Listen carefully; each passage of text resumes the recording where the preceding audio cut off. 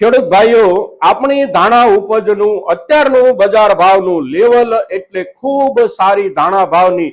સપાટી અને આ સપાટી પછી અત્યારના સમયે હવે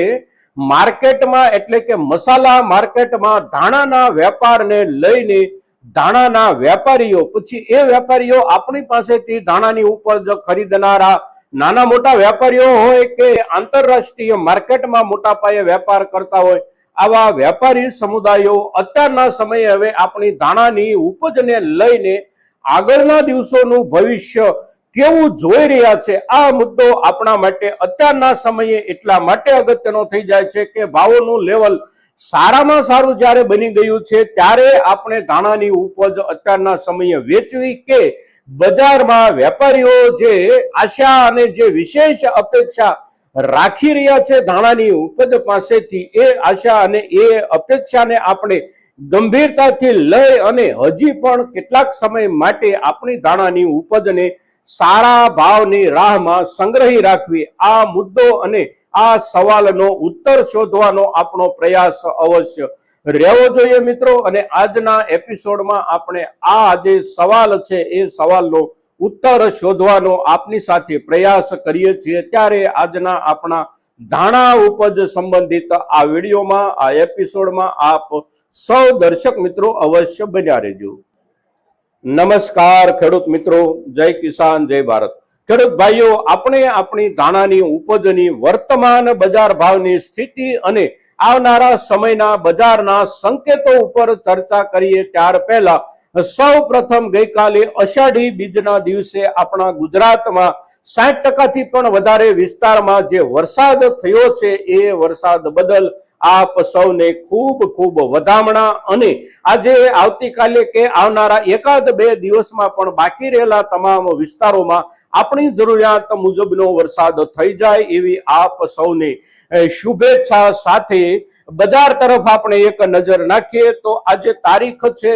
17 જુલાઈ 2026 અને વાર છે શુક્રવાર. શુક્રવારનો દિવસ છે એટલે માર્કેટિંગ યાર્ડોમાં સાપ્તાહિક કામકાજનો આજે 5મો દિવસ છે અને આપણી ધાણાની ઉપજ પર આપણે જે કાંઈ ચર્ચા કરીએ છીએ એ ચર્ચામાં સૌથી જરૂરી મુદ્દો એટલે વર્તમાન બજાર ભાવની સ્થિતિ. અને વર્તમાન બજાર ભાવની સ્થિતિ ગઈકાલે 16 તારીખ ગુરુવારના દિવસની ભાવોની જે સ્થિતિ રહી અને જે લેવલ રહ્યું એ લેવલ એટલે આપણી ઈગલ અને બદામી ક્વોલિટીના ધાણાના ભાવની સ્થિતિ નીચલા દરજ્જે લગભગ 2300 રૂપિયાથી લઈ અને 2700 રૂપિયાની વચ્ચે આ બંને વર્ગના આપણા ધાણાના વેપારો થયા. અને આપણા સ્કૂટર ક્વોલિટીના ધાણા એટલે 3100 રૂપિયાને પણ ક્રોસ કરી અને ગઈકાલના દિવસે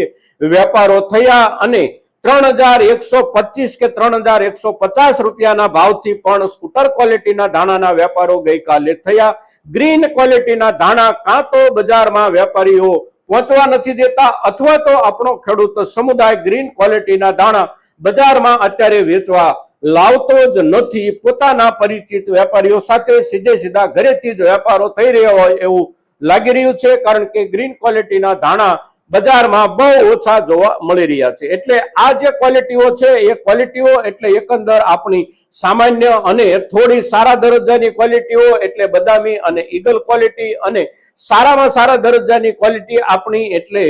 સ્કૂટર ક્વોલિટી, ત્યાર પછી બેસ્ટ ક્વોલિટી, પ્રીમિયમ ક્વોલિટી. તો આ બંને ઉપરની ક્વોલિટીઓ બજારમાં આવતી લગભગ બંધ થઈ ગઈ છે એવી સ્થિતિ છે. ભાવોમાં આપણે સુધારા વધારાના આંકડાઓ તરફ નજર નાખીએ તો ગયા અઠવાડિયામાં પણ ભાવોમાં સુધારો અવશ્ય થોડો બનતો રહેલો હતો અને ગયા અઠવાડિયાના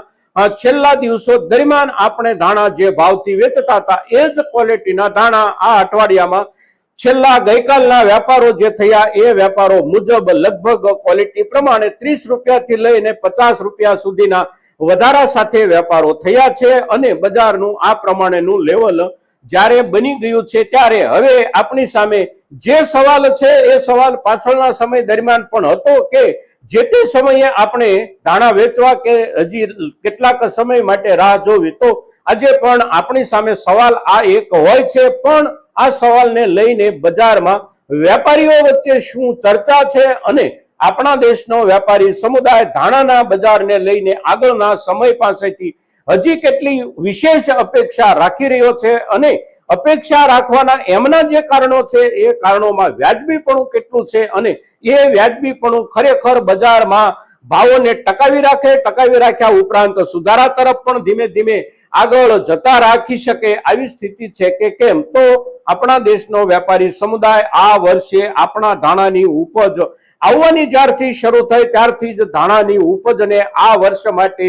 વેપારના હિસાબથી બેસ્ટ કોમોડિટી ગણી અને ખરીદતો રહ્યો છે અને બેસ્ટ કોમોડિટી ગણી અને એનો વેપાર કરતો રહ્યો છે અને વાસ્તવમાં અત્યાર સુધી આપણે જોઈએ તો વીતેલા લગભગ સિઝનના 4 મહિના દરમિયાન ધાણાના જે કોઈ વેપારીઓએ આપણી પાસેથી ખરીદી અને વેપારો કર્યા દરેક વેપારીઓએ પોતાની ધાણાની ઉપજના વેપાર ઉપર અવશ્ય નફો સારામાં સારો કર્યો છે અને આપણા વેપારી સમુદાયને આવનારા સમયમાં હજી પણ ધાણાના ભાવોમાં વધારો કેટલો થઈ શકે એ અંગેના જે અંદાજો બેસી રહ્યા છે એ અંદાજો એટલે આપણા ધાણાના ભાવમાં હજી પણ કિલોએ લગભગ 25 રૂપિયાથી લઈ અને 30 રૂપિયા સુધીનો વધારો બેસી શકે છે એવું વેપારી સમુદાય માને છે, એટલે કે 20 કિલોએ 500 રૂપિયાથી લઈને 600 રૂપિયા સુધીનું લેવલ હજી સુધરી શકે છે બેસ્ટ રેન્જ ક્વોલિટી અને આપણી પ્રીમિયમ રેન્જ ક્વોલિટીમાં. હવે એ ક્વોલિટીમાં આ પ્રમાણે સુધારાની અપેક્ષા વેપારી સમુદાયને જો હોય તો ત્યાર પછીના આપણા વર્ગો એટલે આપણી ઈગલ ક્વોલિટી અને આપણી સ્કૂટર ક્વોલિટી, આપણી બદામી ક્વોલિટી, આ બધી જ ક્વોલિટીઓમાં ક્વોલિટી પ્રમાણે સુધારાની અપેક્ષા વેપારી સમુદાયને પણ દેખાઈ રહી છે અને કોઈ પણ વર્ગના ભાવોની સ્થિતિમાં સુધારો થાય એટલે બાકીના વર્ગોમાં પણ અવશ્ય સુધારો બેસતો હોય છે વર્ગના પ્રમાણમાં. એટલે વેપારી સમુદાય આ પ્રમાણે વિચારી રહ્યો છે. હવે વેપારી સમુદાય જે આ પ્રમાણે વિચારી રહ્યો છે એની સાથે જોડાયેલા કારણો કયા છે અને એ કારણોને સમજી અને આપણે વેપારી સમુદાયના વિશ્વાસની મૂલવણી કરવાની છે અને એ મૂલવણીના આધારે આપણે આપણી પાસેની ઉપજ ઉપર નિર્ણય કરવાનો છે કે આપણે અત્યારના સમયે વેચવું કે વેપારી સમુદાયની જે અપેક્ષાઓ છે એ અપેક્ષાઓના ધોરણે આપણે પણ આપણી ઉપજનો કેટલોક હિસ્સો કે પૂરેપૂરો હિસ્સો સાચવી રાખવો. તો વેપારી સમુદાય જે અંદાજો મૂકી રહ્યો છે સુધારાના આંકડાઓના એ અંદાજો પાછળનું કારણ એટલે સૌ પ્રથમ તો આ વર્ષની આપણી ધાણાની ઉપજમાં બેસી ગયેલો બહુ મોટો ઘટાડો સામે આપણા પોતાના દેશની નિયમિત જે કાંઈ જરૂરિયાત હોય એ જરૂરિયાતમાં દર વર્ષે જે 5% 6% વધારો થતો રહેતો હોય એ વધારા પછી જે ઘટ બેસતી હોય છે આ ઘટને પૂરવા માટેની જે વ્યવસ્થા બાકીની ઉપજોમાં હોય છે એ વ્યવસ્થા ધાણાની ઉપજોને નથી લાગુ પડતી અને એ વ્યવસ્થા એટલે દુનિયાના બીજા દેશોમાંથી મોટા પાયે થવી આયાત. ધાણાની આયાત કોઈ જગ્યાએથી બહુ મોટા પાયે ન થઈ શકે એટલા માટે કે ધાણાની ઉપજ જ બીજે ક્યાંય મોટા પાયે નથી. સમગ્ર વિશ્વના ધાણાના ઉત્પાદનમાં 80% થી વધારે જથ્થો આપણો છે. હવે એ જે 15-17% ઉપજ દુનિયાના બાકીના દેશોમાં થાય છે એ ઉપજ જ્યાં થાય છે એ વિસ્તારો એટલે યુરોપના કેટલાક વિસ્તારો અને યુરોપના વિસ્તારોમાં પણ બહુ સાંકડો અને નાનો વિસ્તાર, ભૂમધ્ય સમુદ્રના પૂર્વીય કિનારાના કેટલાક વિસ્તારો, ઉત્તરીય કિનારાના કેટલાક વિસ્તારો અને કાળા સમુદ્રના ઉત્તરીય કિનારાના અને પશ્ચિમ કિનારાના વિસ્તારો એટલે કે કાળો સમુદ્ર અને ભૂમધ્ય સમુદ્રની વચ્ચેના યુરોપિયન 3-4 દેશો જે છે એ દેશો એટલે રોમાનિયા, બલ્ગેરિયા, સર્બિયા આવા 3-4 દેશો થોડું ઉત્પાદન કરે છે. થોડુંક ઉત્પાદન યુક્રેન કરે છે અને થોડુંક ઉત્પાદન રશિયા કરે છે અને એમના ઉત્પાદનનો જે સમયગાળો છે એ વાવેતર અને ઉત્પાદન એટલે આપણે ત્યાં વાવેતર અને ઉત્પાદન લગભગ પૂરું થઈ જાય ત્યાર પછી એમને ત્યાં વાવેતર શરૂ થતું હોય છે અને એમનું ઉત્પાદન આવવાની શરૂઆત વહેલામાં વહેલી થાય તો પણ લગભગ 8મા મહિનામાં એટલે કે ઓગસ્ટ મહિનામાં થાય છે. સામાન્ય સંજોગોમાં ઓગસ્ટ મહિનો પૂરો થવા આવે ત્યારે એમની ઉપજો આવવાની શરૂ થાય છે અને સપ્ટેમ્બર મહિના આસપાસ એમની ઉપજના અંતિમ જથ્થાઓ જાહેર થાય છે અને પછી એ જે ઉપજો આવે એ આખી દુનિયામાં વેચવા માટે ત્યાંથી જતી હોય. પણ એમાં જે સવાલ છે એ સવાલ એટલે જથ્થાનો અને ક્વોલિટીનો. જથ્થો એટલે આ બધા જ દેશોનો મળી અને સારામાં સારું ઉત્પાદન થાય તો પણ 1 લાખ ટન કે 1 લાખ ટન થી 5-10 હજાર ટન વધારે ઉત્પાદન એમને ત્યાં હોય છે અને એમની જે ક્વોલિટી હોય છે એ ક્વોલિટી એટલે આપણા દેશની ધાણાની ક્વોલિટી કરતા ખૂબ પાછળ રહી જતી ક્વોલિટી અને એ ક્વોલિટીનું જે પછાતપણું છે એ પછાતપણાનો પુરાવો એટલે અત્યારે દુનિયાના બીજા દેશોમાં જે રશિયન ધાણા વેચાઈ રહ્યા છે એ રશિયન ધાણા આપણા ધાણાની સરખામણીએ લગભગ 60 પૈસાના હિસાબથી મળે છે એટલે કે આપણા ધાણા જ્યાં 1 રૂપિયાના ભાવથી વેચાતા હોય ત્યાં રશિયન ધાણા લગભગ 60 કે 65 પૈસાના ભાવથી વેચાય આ પ્રકારે એમની ક્વોલિટી હોય છે સામે એમનો જથ્થો પણ ઓછો હોય છે એટલે જે કાંઈ ઉત્પાદન આપણી પાસે અત્યારની સીઝન દરમિયાનનું બચેલું છે આ ઉત્પાદન ઉપર આવનારા ઓછામાં ઓછા 7 મહિના આપણા પોતાના દેશે અને આખી દુનિયાએ ચલાવવાનું રહે છે અને 7 મહિનાનો સમયગાળો એટલે હજી ઘણો બધો લાંબો સમયગાળો ગણાય કારણ કે અડધા વર્ષ કરતા પણ વધારે સમયગાળો અવશ્ય બાકી છે ધાણાની મુખ્ય ઉપજો મોટા જથ્થામાં આવવાની શરૂઆત ફેબ્રુઆરી મહિનાથી થતી હોય છે અને તેથી વેપારી વર્ગ એવું માની રહ્યો છે કે આપણી ઉપજમાંથી મોટા ભાગના ધાણાઓ અત્યાર સુધીમાં આપણે વાપરી ચૂક્યા છીએ પછી એ રસોઈ મસાલાના રૂપમાં આપણે વાપરતા હોઈએ તો પણ ભલે સાથે સાથે સૌથી મોટી એની વપરાશ એટલે મુખવાસ મસાલો અને મુખવાસ મસાલાના રૂપમાં આપણે જે કાંઈ ધાણા વાપરતા હોઈએ એ ધાણા ઉપરાંત આપણે ત્યાંથી અત્યાર સુધીમાં નિકાસના રૂપમાં જે કાંઈ ધાણાના જથ્થાઓ ઓછા થયા હોય એ જથ્થાઓ એટલે બધું મળી અને ખૂબ બધા ધાણાના જથ્થામાં ઘટાડો બેસી ગયો છે અને હજી 7 મહિના જ્યારે ચલાવવાના બાકી છે ત્યારે આપણા ધાણાની ઉપજના અવશ્ય સારામાં સારા ભાવ હજી પણ બની શકે એવું વેપારી સમુદાય માને છે અને એમના એ માનવાના જે કારણો છે એ કારણોને આપણે વ્યાજબી ગણવા જોઈએ વ્યાજબી સમજવા જોઈએ કારણ કે કારણો અવશ્ય મજબૂત છે અને બધી જ બાજુથી તાર્કિક પણ છે એટલે આ જે કારણોના આધારે વેપારી સમુદાય ભાવોમાં સુધારાની અપેક્ષામાં જે બેઠો છે એ અપેક્ષાની સાથે એક ખેડૂત તરીકે આપણે પણ અવશ્ય જોડાઈ શકીએ છીએ પણ મુદ્દો એક જે ધ્યાનમાં રાખવા જેવો છે એ અવશ્ય આપણે ધ્યાનમાં પણ રાખીએ કે આપણે ખેડૂત તરીકે વિચારતા હોઈએ ત્યારે વિચારો માટેનું આપણું ગ્રાઉન્ડ અલગ પ્રકારનું હોય છે અને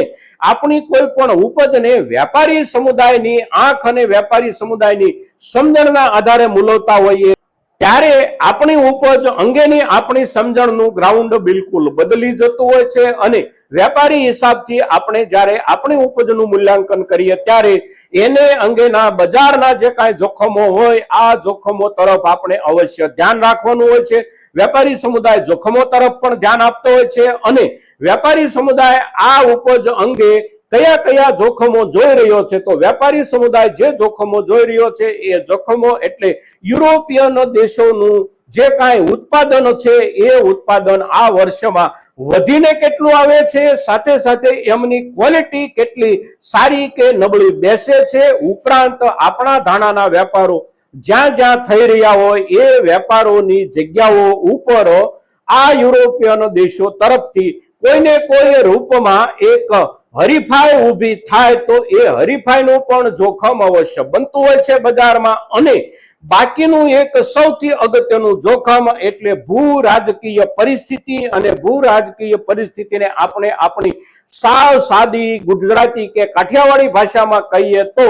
આ જે ધીંગા મસ્તી એટલે કે બાંધણ ઝઘડા અને ધીંગાણા ચાલે છે આ બાંધણ ઝઘડા અને ધીંગાણા જે વિસ્તારમાં અત્યારે ચાલી રહ્યા છે એ નાનકડા વિસ્તારમાં ચાલતા ધીંગાણાના કારણે પણ જો બજાર ઉપર એટલે કે આંતરરાષ્ટ્રીય વેપારો ઉપર આવડી મોટી અસર થઈ જતી હોય તો 2, 4, 5 જગ્યાએ ક્યાંક ઓઘા સળગી જાય તો એવા કારણોસર આંતરરાષ્ટ્રીય વેપાર પર મોટી અસર ઊભી થાય તો આ સૌથી મોટું જોખમ હોય છે કોઈ પણ ઉપજના ભાવો માટે એટલે આ જે મુદ્દાઓ છે એ મુદ્દાઓ એટલે જોખમના મુદ્દાઓ અને વેપારી સમુદાયની ભાવોના સુધારાની અપેક્ષા સાથે આપણે જોડાતા હોઈએ ત્યારે વેપારી સમુદાય જે મુદ્દાઓને જોખમી મુદ્દાઓ ગણતો હોય આ જોખમી મુદ્દાઓનો પણ આપણે અવશ્ય અભ્યાસ કરવાનો રહે છે, એના ઉપર વિચાર કરવાનો રહે છે અને એ બંને સાઈડ પર આપણે વિચાર કર્યા પછી આપણી ઉપજ પર આપણે નિર્ણય લઈએ અને જે કાંઈ નિર્ણય આપણે લઈએ એ નિર્ણય વખતે આપણી ઉપજમાંથી આપણે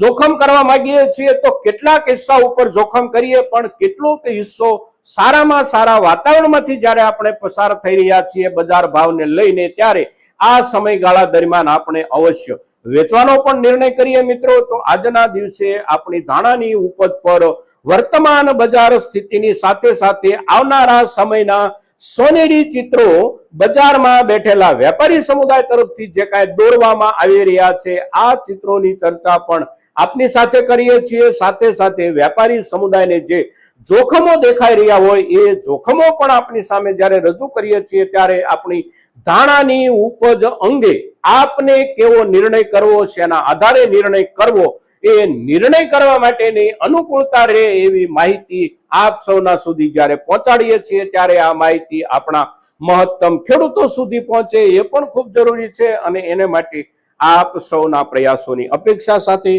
જય કિસાન, જય ભારત.